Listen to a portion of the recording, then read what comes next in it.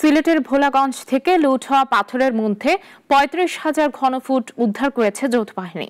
জব্দ করা হয়েছে ১৩০টি ট্রাক। গতরাত থেকে শুরু হয়েছে অভিযান। জব্দকৃত এসব পাথর ফেলা হয়েছে নদীতে।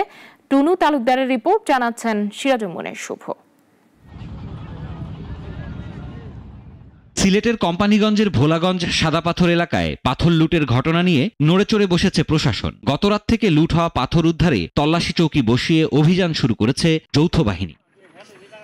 বুধবার রাত 10টা থেকে অভিযান শুরু হয়। সারা রাত বিভিন্ন স্থানে অভিযান চলে। বৃহস্পতিবার সকাল পর্যন্ত পাথর বোঝাই ১৩০টি ট্রাক জব্দ করা হয়। এসব পাথর আবার সাদা পাথরে প্রতিস্থাপন করা হয়। আমরা যেগুলোকে আমরা কোনো ধরনের অনুমোদন পাই নাই বা এলসি কোনো ধরনের কাগজ বা কোনো ধরনের কিছু দেখাতে পারে নাই, সেগুলো আমরা অবৈধ হিসেবে ধরে নিচ্ছি এবং সেগুলো যথাস্থানে ডাম্পিং করার ব্যবস্থা নিচ্ছি। এছাড়াও সাদা পাথর ও আশপাশের এলাকা থেকে জেলা প্রশাসনের অভিযানে জব্দ করা হয় ১২,০০০ ঘনফুট পাথর। রাতেই সাদা পাথর এলাকায় প্রতিস্থাপন করা হয় সেগুলো।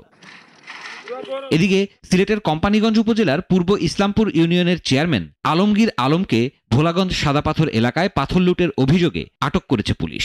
সকালে ইসলামপুর এলাকা থেকে তাকে আটক করা হয়। এছাড়াও সিলেট জেলা প্রশাসনের সমন্বয় সভায় পাথর লুটপাট ঠেকানো ও লুটের পাথর সাদা পাথরে পুনঃস্থাপনে ৫ দফা সিদ্ধান্ত নেওয়া হয়। সিরাজুল মুনের শুভ, নাগরিক।